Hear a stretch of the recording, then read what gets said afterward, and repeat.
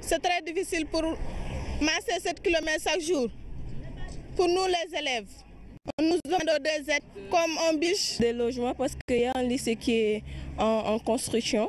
Et dans ce lycée, on pouvait construire des logements. Là également, l'impact négatif de cette situation est considéré comme un facteur bloquant. Ceux qui arrivent donc de loin et qui ont cours à 8 heures peuvent peut-être arriver en retard et cela peut impacter généralement sur les débuts de cours.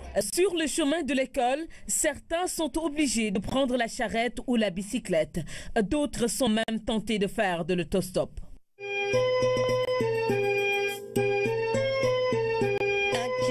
À pied, ça use. Nous continuons notre périple. Nous voici à Ngoye, dans la région de Fatick. La localité dispose d'un CM. Le centre polarise plusieurs villages. C'est dire qu'ils sont des centaines à rallier l'établissement à coups de pied chaque matin. Chaque jour, on réveille à 6 heures du matin pour venir à l'école pour ne pas être en retard. Le matin, par exemple, on est obligé d'attendre, de patienter un peu les élèves parce qu'ils font des kilomètres pour venir au CM. Après le CM, pour aller au lycée, ils font encore 5 kilomètres minimum. Et il n'y a pas de moyens de transport pour relier le lycée. Donc ce qui fait que le niveau reste à désirer et ça influe aussi sur les résultats des élèves. Dans ces contrées qui longent la route nationale numéro 1, les moyens de transport restent un luxe. Une situation qui mérite d'être réglée à l'heure de l'émergence. L'éducation est au cœur du développement. Et pour ce faire, il faut construire le maximum d'écoles dans les zones les plus reculées pour essayer d'avoir le taux le plus élevé d'élèves au niveau de la commune. Comme à Sandiara, les municipalités de ces localités visitées déplorent l'ampleur de la situation et promettent d'y remédier pour offrir aux élèves un meilleur cadre d'épanouissement qui leur permettrait de faire éclore leur réelle potentialité. La marche au quotidien pour aller à l'école, en sport quand même pour ces élèves des communes de Sandiara, Thiadiaye et d'autres localités des zones rurales, un reportage que nous vous avions proposé dans nos précédentes éditions. Plus de 11 000 Sénégalais vivant en Côte d'Ivoire ont été enrôlés pour les cartes nationales d'identité. L'opération suit son cours. La mission dépêchée depuis le 2 décembre à 2 mois pour boucler son travail. Carte nationale d'identité ou passeport, le processus suit un bon rythme. Plus de détails dans ce dossier de Céline Lunfal. Quartier Plateau à Abidjan. C'est ici qu'a débuté l'enrôlement. Le rythme a certes diminué depuis un certain moment, mais l'inscription pour les cartes nationales d'identité en Côte d'Ivoire suit son cours. Donc nous avons fait presque toutes les communes, les quartiers d'Abidjan. Il nous reste à sortir d'Abidjan, aller dans les autres régions pour inscrire les Sénégalais qui vivent là-bas. 11 500 personnes ont déjà été enregistrées. C'est la première fois que je m'inscris. C'est facile. Nous sommes contents du travail effectué ici. L'enrôlement a débuté en Côte d'Ivoire le 15 décembre. La mission devrait durer 2 mois. L'obtention du passeport a également été facilitée. D'origine sénégalaise, journaliste en Côte d'Ivoire, Mamdiaha est venu renouveler. Je trouve que c'est un travail efficace parce que ça ne traîne pas. Je trouve que c'est du bon travail qui est fait. Donc je remercie le président de la République. Trècheville, quartier qui abrite une grande partie de la communauté sénégalaise à Abidjan. Tailleurs, cordonniers, commerçants, mécaniciens, une communauté très dynamique. Ici, des financements ont été octroyés par l'État du Sénégal pour appuyer les initiatives. On a eu des financements par FES, mais on voulait aussi que le président nous augmente encore pour la FES, pour qu'on puisse bien travailler. Parce qu'en Côte d'Ivoire, on travaille bien vrai, mais il faut nous aider aussi pour les financements. Des appels, il en reçoit de partout. À Abidjan, tout le monde le connaît. Est-ce que vous avez bien respecté le montage? Grand Cassé, comme on l'appelle ici, incarne le sérieux et le travail bien fait. C'est en 1983 qu'il a déposé son baluchon à Abidjan Parti de rien, il gère aujourd'hui plusieurs garages et forme une trentaine d'employés. Kassé fait partie des mécaniciens les plus connus en Côte d'Ivoire. L'expertise et le savoir-faire des Sénégalais sont reconnus ici. À part du moment que tu es à l'étranger, rassure-toi que de retour, il y a quelque chose qui t'attend. Il y a tes parents qui t'attendent, toute la famille qui compte sur toi, qui sont tout l'espoir sur toi. Donc tu dois faire beaucoup d'attention de ne pas avoir des dérapages. Les gros cylindrés, sa spécialité. Des personnalités, il en reçoit. Il y a pratiquement toutes les personnalités ivoiriennes qui sont passées ici. Voilà, je ne peux pas être exagéré, mais je dis que je n'irai pas la voiture au feu de Boigny. Et après ça, on parle, il y a des véhicules qu'on a bédiés qui sont là, au garage. Et parce que moi, je me suis spécialisé sur les gros cylindrés et que je me suis occupé avec de certains matériels, la nouvelle technologie, ce qui fait que j'ai essayé de mettre un peu en avant sur le nouveau système. Les ressortissants sénégalais en Côte d'Ivoire avouent n'avoir pas trop de difficultés. Certains conseillent aux jeunes de rester au Sénégal. Aux jeunes qui veulent venir quand même, bon, tu sais, ici c'est la porte, hein. Tout le monde peut venir et puis tout le monde. Et puis je vois que le président Macky Atema, il travaille beaucoup sur les Sénégalais. Et pas Atema, l'avenir Atema sur le Sénégal. Ouais. Mais pour les jeunes qui sont là-bas Pour les jeunes qui sont là-bas, l'avenir Atema c'est le Sénégal. Le président Macky travaille beaucoup. Je veux qu'aussi vraiment tout le monde l'aide pour évoluer. Sérieux et travailleurs de qualité qu'on leur reconnaît ici en Côte d'Ivoire. L'actualité internationale nous conduit en Ukraine, en France, aux États-Unis et au Mali, où les pourparlers sur l'accord de paix butent sur la coordination des mouvements de l'Azawad. Luis Bitsa. Au Mali, les discussions de la coordination des mouvements de l'Azawad, l'ASEMA, handicapent l'accord de paix. Le groupe pro-gouvernemental de la plateforme et l'ASEMA ont claqué la porte des discussions lors du comité de suivi. Résultat des courses, la médiation internationale va organiser une réunion de haut niveau en présence des chefs eux-mêmes dans les prochaines semaines. Les représentants des groupes armés seront écartés. L'ONU s'alarme des violations du cessez-le-feu dans l'est de l'Ukraine. Des combats entre soldats ukrainiens et séparatistes pro-russes ont fait 13 morts ces derniers jours. Des milliers d'habitants se retrouvent sans chauffage ni électricité. L'ONU appelle ainsi au rétablissement immédiat du cessez-le-feu mis en place fin décembre. En France, François Fillon, de plus en plus empêtré dans l'affaire des emplois fictifs présumés de son épouse.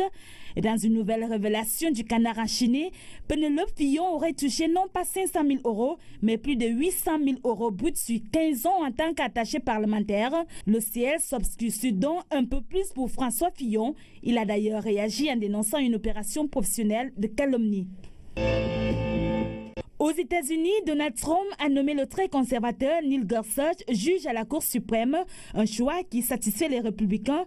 En revanche, les démocrates critiquent le conservatisme du nouveau juge, notamment sur la question de l'avortement. Cette nomination de Trump est lourde de conséquences, car Neil Gorsuch, qui avec les 8 autres juges de l'institution nommés à vie, tranche les grands débats de la société américaine. Je vous lance la mort cet après-midi à Bruxelles d'Étienne Tshisekedi. L'information a été confirmée par son fils. Étienne Tshisekedi, l'opposant congolais le plus célèbre, était âgé de 84 ans. Il est mort d'une embolie pulmonaire. Daraba. Mort à 84 ans, Étienne Tshisekedi était sans nul doute l'opposant le plus célèbre de la République démocratique du Congo. En atteste son retour triomphal au pays lors de la présidentielle de 2011. Pourtant, très jeune, après ses études en droit, il est nommé ministre de l'Intérieur par Mobutu, le défunt président de l'ex-Zaïre. Il passe sous silence les atrocités du régime d'alors et participe aussi à la rédaction de la constitution de son pays en 1967. Elle sera amendée 3 ans plus tard pour l'instauration du parti unique au Zaïre. Certainement, cela n'a pas plu à Étienne qui, au début des années 80, revêt son manteau d'opposant et participe à de nombreuses manifestations. Il est dans le lot d'une dizaine de députés réclamant le retour à une démocratisation du régime. Il multiplie les initiatives, ce qui lui a valu une peine de 15 ans de prison avant d'être amnistié en 1983. En 1992, à la faveur du multipartisme décidé 2 ans auparavant, il est nommé Premier ministre. Nomination de courte durée du fait d'un désaccord sur la formule de prestation de serment. Étienne Tshisekedi continue la lutte et à nouveau en prison au motif d'une manifestation non autorisée par le régime de Laurent Désiré Kabila. En 2011, il ne reconnaît pas les élections de la présidentielle et conteste la légitimité de Joseph Kabila. Des négociations sont engagées. Tshisekedi revient au devant de la scène et l'opposition se regroupe autour de lui. En juin dernier, il réclame le poste de président du comité de suivi de la transition, mais le vieux n'a plus la force de tenir, terrassé par une maladie qui le ronge depuis quelques semaines, ce qui l'oblige à se retrouver à Bruxelles pour se soigner, où est décédé ce mercredi, dans l'après-midi, l'opposant historique congolais Étienne Tshisekedi. CAN 2017, l'Égypte en finale après plus de 7 ans d'absence. Les Pharaons ont surclassé au tir au but les étalons du Burkina Faso à l'issue du temps réglementaire en but partout. Il faut dire que c'est le gardien égyptien Al-Hadari qui a sauvé son équipe. Thierno Diallo. Invité surprise du dernier carré de la CAN 2017, le Burkina a pourtant fait jeu égal avec l'Égypte dans cette demi-finale. Il a fallu 1h05 de jeu pour que l'Égypte signe l'ouverture du score. La frappe de Mohamed Salah trompe le portier des étalons Hervé Kofi. C'est le deuxième but du sociétaire de la Roma dans cette CAN. Le Burkina égalise dans le dernier quart d'heure, bien servi par Charles Kaboré. Aristide Bansé remet les compteurs à égalité. C'est le premier but encaissé par l'Égypte dans cette compétition. À la prolongation, le score n'a pas évolué. Tout se joue à l'épreuve fatidique des tirs au but. L'homme de ce grand soir est Sam El Hadari, le portier. Âgé de 44 ans et 17 jours, envoie les Pharaons en finale après avoir stoppé les pénaltys du gardien Hervé Kofi et de Bertrand Traoré. L'Égypte s'impose ainsi 4-3 face au Burkina Faso. L'Égypte est qualifiée pour la finale. Nawetan 2016, l'AS Usine Ben Tali est sacré champion régional de l'ORCAV de Dakar. Il a battu hier mardi à la série des tirs au but 3-1 l'AS Gounas de Guédiawaye.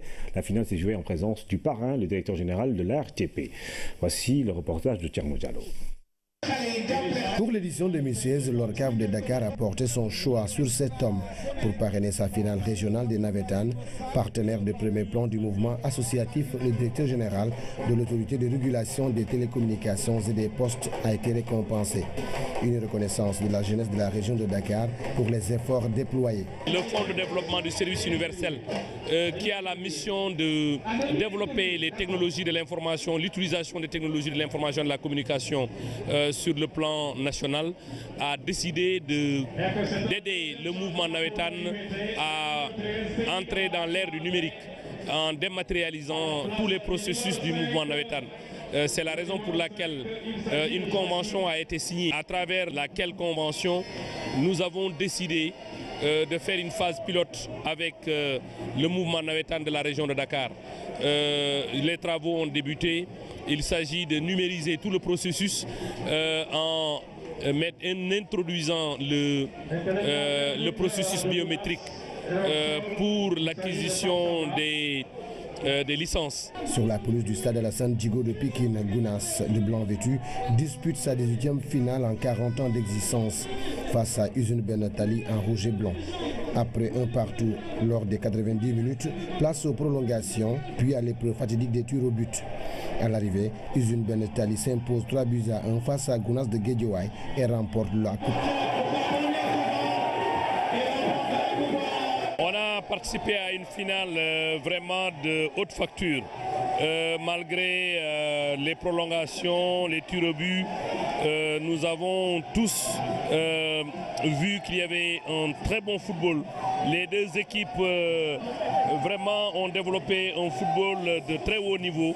Ce qui est important, c'est que la coupe a choisi son camp et l'équipe de Ben Tali a pris le dessus sur l'équipe de Gounas qui elle aussi n'a pas démérité. Son abnégation au travail et son attachement à la population sénégalaise. Nous pensons que le DG de la RTP restera toujours une référence pour la jeunesse sénégalaise. Voilà ce qui motive notre choix. Il y a juste également sa générosité. Nous le remercions tout ce qu'il a fait pour le parrainage de la finale, mais également la numérisation de la base de données de l'ORCAV. Nous lui souhaitons plein succès dans toutes les entreprises qu'il aura à faire. Grâce au directeur général de l'ARTP, Usine Benetali championne régionale empoche 600 000 plus le trophée et Gounas finaliste 400 000 francs CFA. Je rappelle cette information, le ministre des Affaires étrangères et des Sénégalais de l'extérieur, Mankeur Ndiaye, anime un point de presse demain jeudi à 16h sur les conclusions du sommet de l'Union africaine. Ce sera au siège du ministère des Affaires étrangères. La cantatrice Fatou Thiam Samb est décédée à l'âge de 77 ans. Elle était connue pour sa célèbre chanson Sidi Anta Ndiaye. Voici l'hommage de la RTS à travers ce récit de Ndeye Aïda Dia.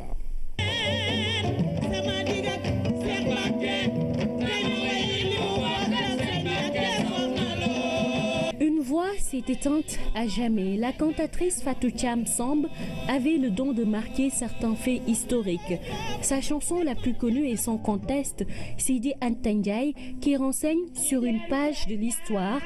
Une chanson reprise d'ailleurs par beaucoup de jeunes chanteurs. Pensionnaire de l'ensemble lyrique traditionnel, Fatou Thiam Samb avait une voix puissante. Elle faisait également partie du groupe créé par Ouza dénommé Les 4 femmes dans le vent. Avec sa disparition, toute la communauté artistique et culturelle du Sénégal est touchée et la RTS se joint à elle pour présenter ses condoléances à la famille de cette illustre voix de la musique traditionnelle sénégalaise.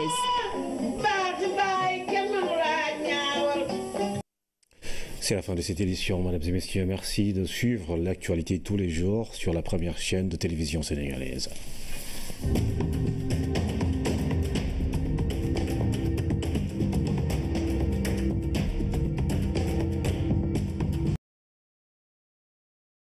Où les pourparlers sur l'accord de paix butent sur la coordination des mouvements de l'Azawad. Luis Bitsa.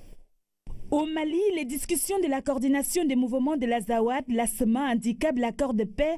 Le groupe pro-gouvernemental de la plateforme et l'ASEMA ont claqué la porte des discussions lors du comité de suivi.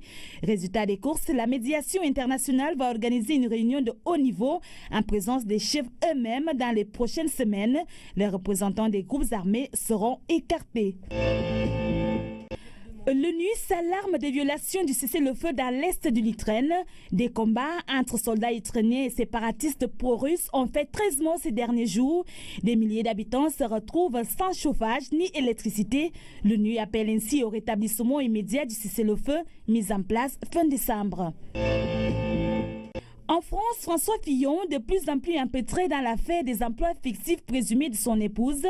Et dans une nouvelle révélation du Canard enchaîné, Penelope Fillon aurait touché non pas 500 000 euros, mais plus de 800 000 euros bruts sur 15 ans en tant qu'attaché parlementaire. Le ciel s'obscurcit donc un peu plus pour François Fillon. Il a d'ailleurs réagi en dénonçant une opération professionnelle de calomnie. Aux États-Unis, Donald Trump a nommé le très conservateur Neil Gorsuch juge à la Cour suprême, un choix qui satisfait les républicains. En revanche, les démocrates critiquent le conservatisme du nouveau juge, notamment sur la question de l'avortement. Cette nomination de Trump est lourde de conséquences, car Neil Gorsuch, qui avec les 8 autres juges de l'institution nommés... Inscrire les Sénégalais qui vivent là-bas. 11 500 personnes ont déjà été enregistrées. C'est la première fois que je m'inscris. C'est facile. Nous sommes contents du travail effectué ici. L'enrôlement a débuté en Côte d'Ivoire le 15 décembre. La mission devrait durer 2 mois. L'obtention du passeport a également été facilitée. D'origine sénégalaise, journaliste en Côte d'Ivoire, Mamdiaha est venu renouveler. Je trouve que c'est un travail efficace parce que ça ne traîne pas. Je trouve que c'est du bon travail qui est fait. Donc je remercie le président de la République. Treichville, quartier qui abrite une grande partie de la communauté sénégalaise à Abidjan. Tailleurs, cordonniers, commerçants, mécaniciens, une communauté très dynamique. Ici, des financements ont été octroyés par l'État du Sénégal pour appuyer les initiatives. On a eu des financements par FES, mais on voulait aussi que le président nous augmente encore pour la FES, pour qu'on puisse bien travailler. Parce qu'en Côte d'Ivoire, on travaille bien vrai, mais il faut nous aider aussi pour les financements. Tu veux reprendre la voiture et te donner Des appels, il en reçoit de partout. À Abidjan, tout le monde le connaît. Est-ce que vous avez bien respecté le montage? Grand Kassé, comme on l'appelle ici, incarne le sérieux et le travail bien fait. C'est en 1983 qu'il a déposé son baluchon à Abidjan. Parti de rien, il gère aujourd'hui plusieurs garages et forme une trentaine d'employés. Kassé fait partie des mécaniciens. C'est très difficile pour marcher 7 km chaque jour. Pour nous les élèves, on nous demande des aides comme un biche des logements parce qu'il y a un lycée qui est en construction. Et dans ce lycée, on pouvait construire des logements. Là également, l'impact négatif de cette situation est considéré comme un facteur bloquant. Ceux qui arrivent donc de loin et qui ont cours à 8 heures peuvent peut-être arriver en retard et cela peut impacter généralement sur les débuts de cours. Sur le chemin de l'école, certains sont obligés de prendre la charrette ou la bicyclette. D'autres sont même tentés de faire de l'autostop.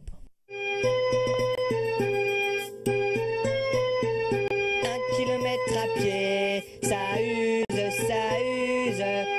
Nous continuons notre périple. Nous voici à Ngoye, dans la région de Fatick.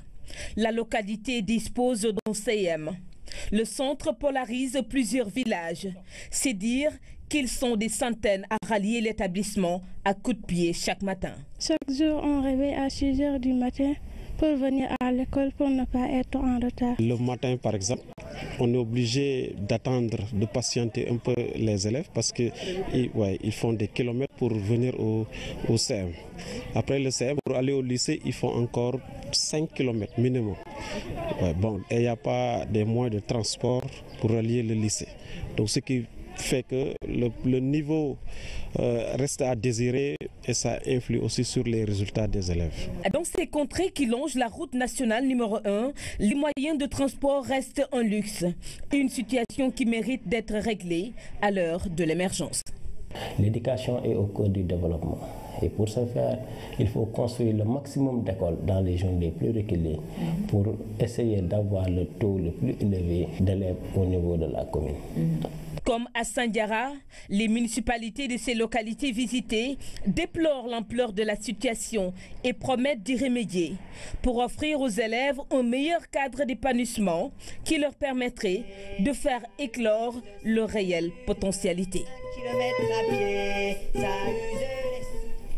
La marche au quotidien pour aller à l'école, en sport quand même, pour ces élèves des communes de Sandiara, Tchadjaï et d'autres localités des zones rurales, un reportage que nous vous avions proposé dans nos précédentes éditions.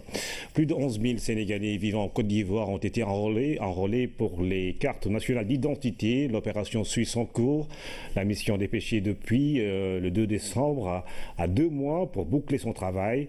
Carte nationale d'identité ou passeport, le processus suit un bon rythme. Plus de détails dans ce dossier de Céline Lunefal. Quartier Plateau à Abidjan. C'est ici qu'a débuté l'enrôlement. Le rythme a certes diminué depuis un certain moment, mais l'inscription pour les cartes nationales d'identité en Côte d'Ivoire suit son cours. Donc nous avons fait presque toutes les communes, les quartiers d'Abidjan. Il nous reste à sortir d'Abidjan, aller dans les autres régions. Les techniciens les plus connus en Côte d'Ivoire, l'expertise et le savoir-faire des Sénégalais sont reconnus ici. À part de moment que tu es à l'étranger, rassure-toi que de retour, il y a quelque chose qui t'attend. Il y a tes parents qui t'attendent, toute la famille qui compte sur toi, qui sont tout l'espoir sur toi. Donc tu dois faire beaucoup d'attention de ne pas avoir des dérapages.